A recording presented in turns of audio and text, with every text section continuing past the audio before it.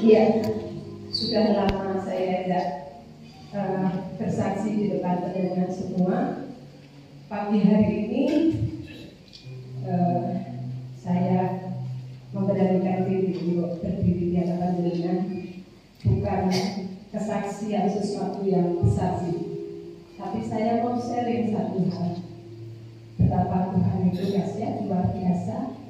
Bapak Ibu kalau ingat, ketika saya ada di mimbar ini, baik itu mungkin pujian maupun doa syafaat atau apapun, kalau benar-benar semua ingat, saya selalu katakan bahwa hidup kita itu hanya ditentukan oleh perkataan firman Tuhan. Dan itu saya alami, kami sekeluarga alami. Kalau saya biasanya sharing di hari Selasa, yang dengar paling ya 5-10 orang. Mungkin sampai bosan nanti ngomong terus tidak selesai. Tapi kalau saya ngomong di hari Selasa itu mungkin orang-orang sing diceritake iso-iso bohong aku sih. Tapi pada pagi hari ini saya bersyukur Tuhan kirim berkati dalam hidup saya yang luar biasa. Saya sering katakan di hari Selasa bahwa kami setiap pagi ambil kesempatan 4-4,5 jam untuk kita bisa mengingat kebaikan Tuhan. Kami bangga kalau kami tidak dengan Yesus, karena tanpa itu kami tidak mampu jalani semuanya.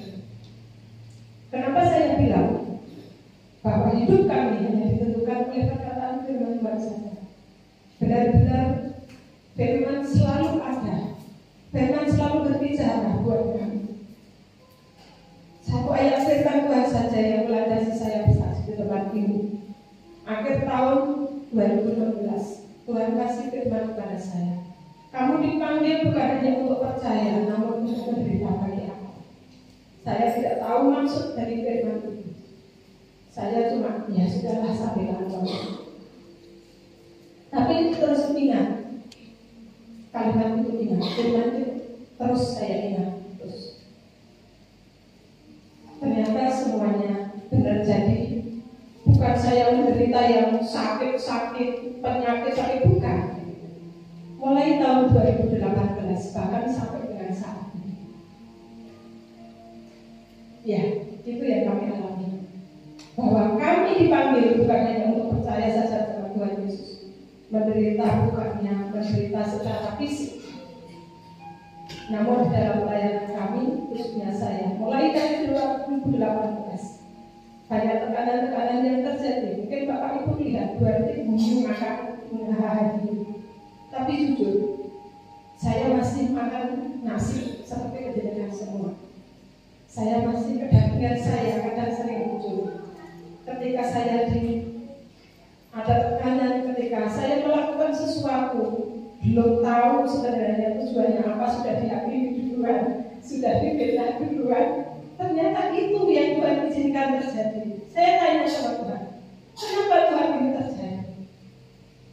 Kalau kamu mau menuruti firman-Ku, ini yang terjadi. Kalau kamu mau menang, hidupmu mau berbuah, harus kamu alami, harus kamu jalani.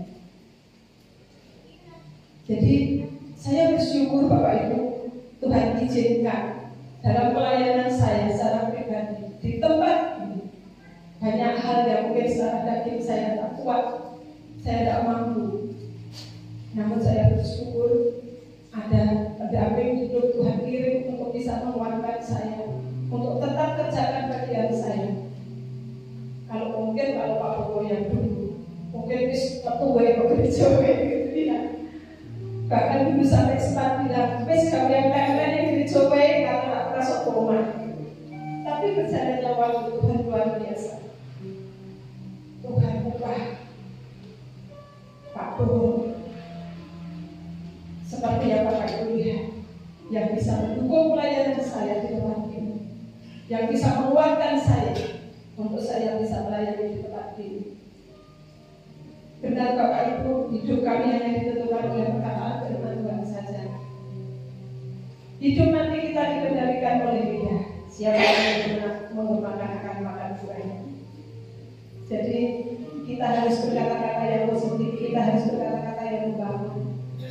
supaya perkataan itu menghasilkan buah yang manis. Kalau kita bohong, tentunya kebohongan itu akan benar-benar kita alami. Tuhan tidak mau kami berbohong, Tuhan mau kami jujur apa adanya, menyampaikan sesuatu katakan dia kalau dia tidak, kalau tidak. Tuhan ajar itu. Jadi kami hanya menurut apa yang Tuhan mau Bapak Ibu. Firman Tuhan yang selama ini memang memproses kami, tapi Tuhan tahu ketika kami lemah, ada firman yang muncul Bapak Ibu. Aku tahu kekuatanmu tidak seberapa, namun aku yang berperang di depan itu Bapak Ibu. Jadi kalau kami kuat untuk tetap melayani ada di tempat ini, kalau saya masih tetap ada di tempat ini, itu semuanya akan anugerah dan kekuatan yang daripada Tuhan.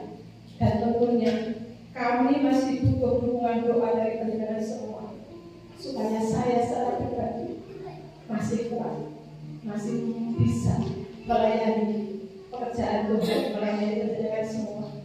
Karena Tuhan, kalau kita bilang melayani Tuhan, tapi tidak bisa melayani orang-orang yang ada di sekitar kita, itu bohong. Jadi kita mau melayani orang-orang yang ada di sekitar kita. Siapa yang butuh kita?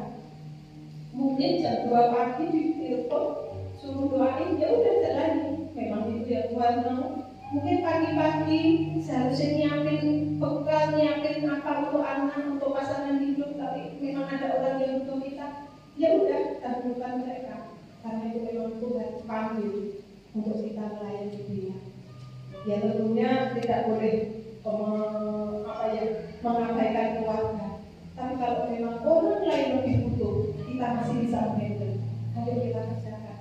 Jangan lupa Bapak Ibu, benar, hidup kita hanya ditentukan oleh perkataan firman Tuhan saja.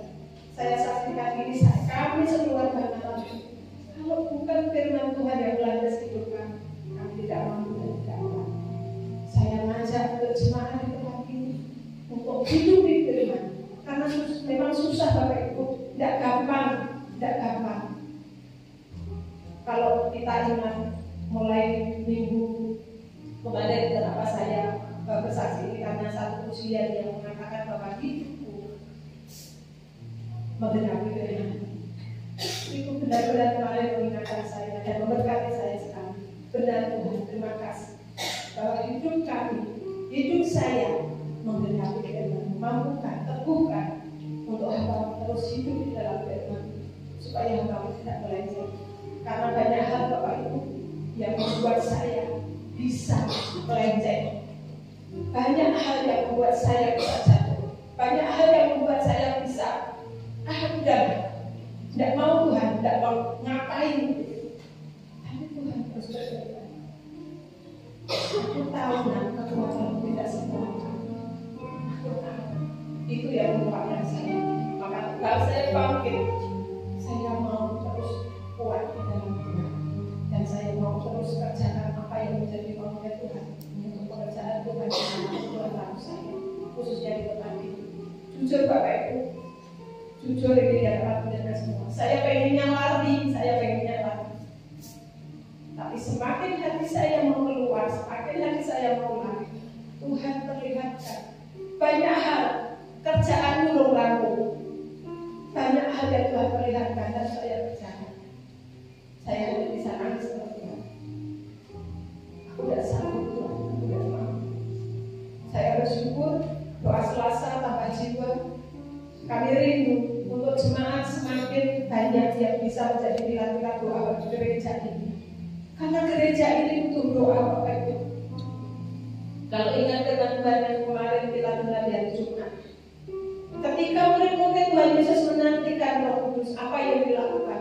Berdoa. Kalau Bapak kita bukan main game, bukan berumpi, tapi berdoa sama dengan kita. Ketika kita menentang janjinya Tuhan dalam hidup kita digenapi, ayo kita terus berdoa, jangan jemu-jemu berdoa. Ya memang jujur saya kalau sama Pak Bowo, kalau dulu beberapa bulan yang lalu memang kami bisa berdoa bareng kayak gitu. Namun akhir-akhir ini karena saya sudah capek sendiri, jadi udahlah, sudah capek ya udah doa sendiri, Pak Bowo doa sendiri. Namun saya bersyukur Puji Tuhan banget, dikirim pendamping hidup yang bisa mendukung pelayanan saya, yang bisa menguatkan saya di dalam kondisi ketika saya terpuruk. Bahwa ketika ada dalam masa kita bisa sharing bersama, setengah jam Bapak Ibu, tidak lama, setengah jam setiap pagi kita bisa mengingat kebaikan Tuhan. Kadang kita hanya fokus kepada nanti piye, kita lupa bahwa yang lama-lama yang lalu-lalu Tuhan sudah bekerja. Saya ketika Pak Urulman, saya bilang, ayo kita ingat kebaikan Tuhan yang sudah bekerja sampai dengan saat ini. Kalau Tuhan bekerja sampai dengan saat ini untuk hidup kita, pasti Tuhan bekerja untuk hidup kita ke depan. Itu yang saya sampaikan, itu yang bisa saya alami saat ini Bapak Ibu. Sampai dengan saat ini pun, kalau saya masih hidup, itu semuanya karena Tuhan yang berkenan dan menguatkan karena anugerah dan kekuatannya. Itu saja yang bisa saya sharingkan, biar ini juga menjadi kekuatan dan kebenaran semua untuk terus menghidupi firman, karena tanpa firman Tuhan kita tidak mampu. Amin. Tuhan Yesus memberkati.